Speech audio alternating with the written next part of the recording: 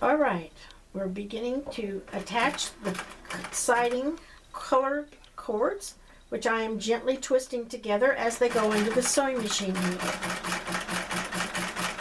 Going to go around the whole circle. And you're using white? We're using ecru thread this second, but we're going to change to blue. Okay, we're using ecru thread right now. Because it's the color of the base color. Okay. But when we get up on the sides, we're going to change the sewing and the bobbin thread to the predominant color of the sides.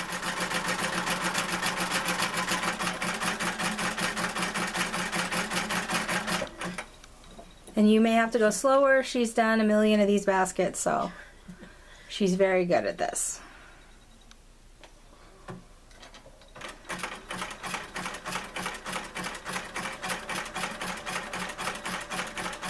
All right, now we're going to stop because we've gone around once on the basket.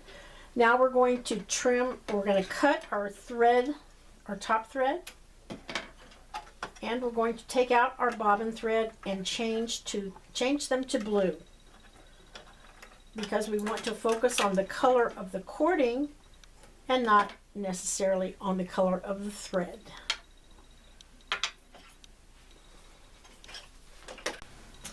Okay, we have just changed our top thread to a variegated blue and matching in the bobbin thread.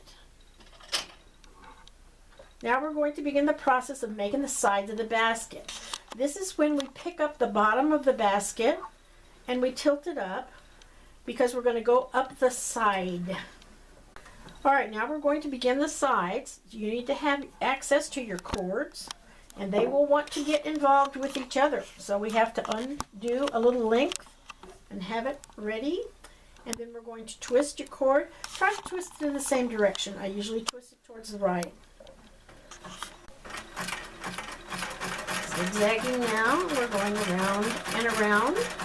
And you changed your thread. Changed my thread to blue on the top thread and the bobbin thread, the variegated blue. Because we have aqua and 2 shades of blue where the sides were chosen, you just have to remember to keep this basket bottom at an angle.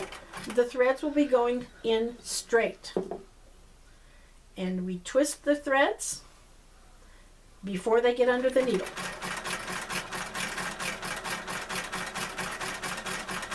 Usually you can stitch about 3 or 4 inches before you have to retwist the thread together.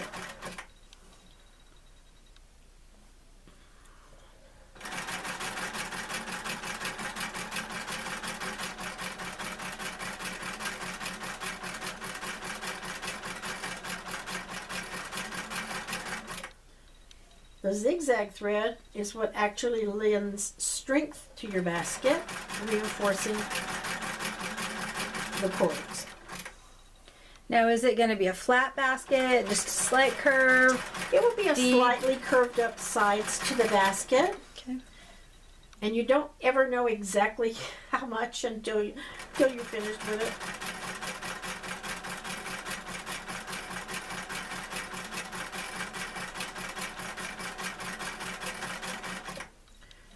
Most of these baskets are rather small.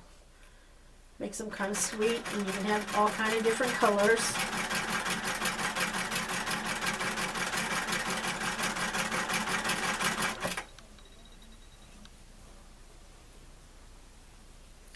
The thread can actually be twisted in either direction, as sometimes the twine will want to untwist how it's made when you're stitching. So just twist it the other direction if it starts to untwist itself.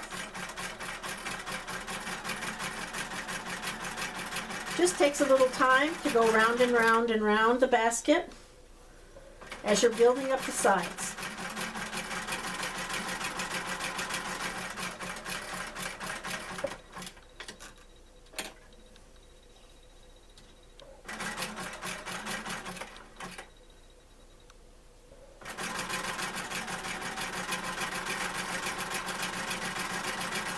Is there any technique to not sewing your finger in this technique?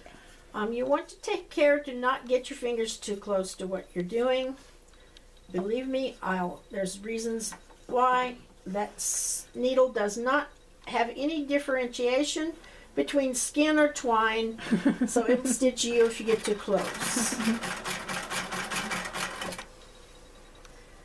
You're holding the outside basket with one hand, and then the twine kind of 3 inches away. Stop and twist the twine. You can hold it about 3 inches out in front of your needle. Is usually about as far away as you're allowed to get. Yeah. Just so you can keep it twisted.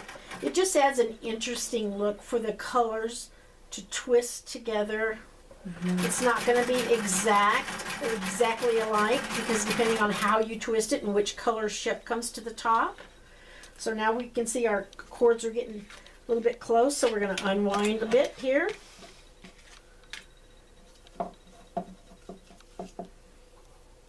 Now we'll twist the cord, hold it, and put the basket underneath.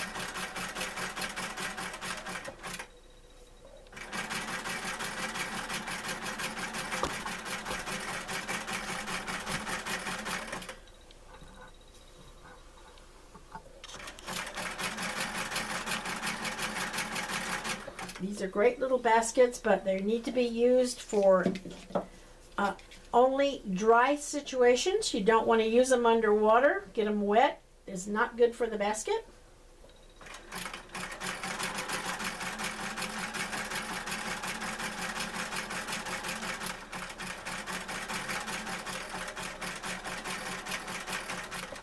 I love to use these baskets for beads if I'm doing a cross-stitch beaded pattern. Or I can use them as a waste basket for my little embroidery threads when I'm not beading. I love these baskets. It's a precious place to put your earrings at night right beside your bed. Yep. You can put it on a little curio shelf as just display because they're so cute. Or you can set it beside your doll collection and she can have her own personal basket. That's right.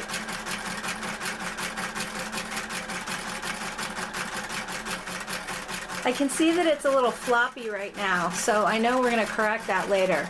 Yes, we're going to stabilize the basket after it's finished being fully constructed. Right now it will be a little bit pliable because it has not been stabilized yet, but I'll teach you how to do that.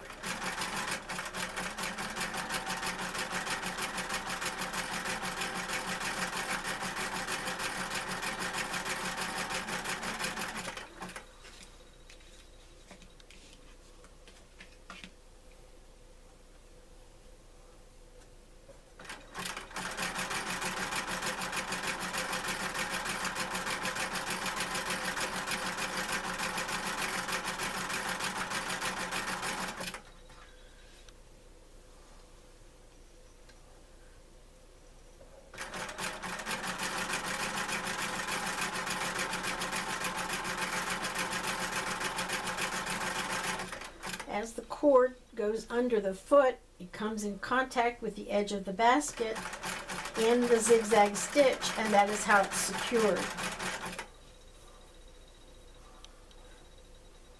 So with the center of that foot in mind, where's the center of the foot lining up?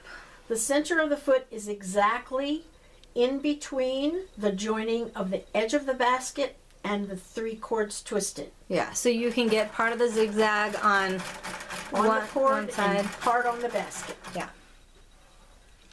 So you can always adjust the width of your zigzag depending on your sewing machine width.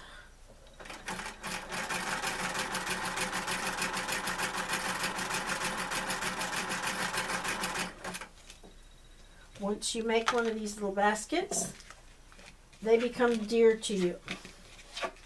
Also, I'm sure they're addictive. Yes, they are. You want to make all kinds of colors. The colors are the most fun.